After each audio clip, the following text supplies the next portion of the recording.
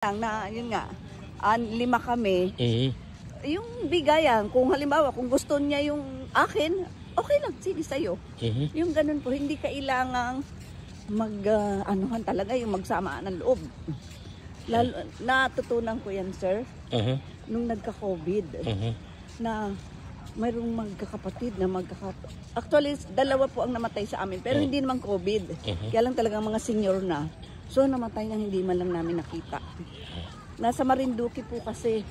Kami nandito sa Carmona, Cavite. Yung mga kapatid kong 3 nasa Canada at saka US.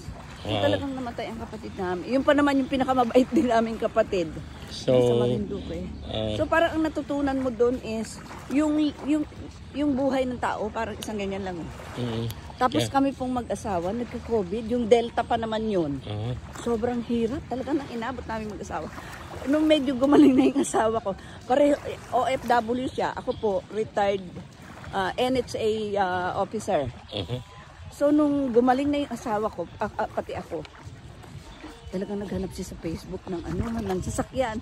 Kasi isa yun sa pangarap niya, na pag-retired niya, yun, mamamasyal kami mag-asawa. So, it's a witnessing na the Lord is calling each family to be together. To bind Tama together, na yung galit-galit. Ay, wala na po dapat. Wala nang ganun. Amen. Dapat, yun ang natutunan ng mag-anak. Yes. Thank you, Lord Jesus. Yeah, thank you, sir, ha? Bait ng good morning.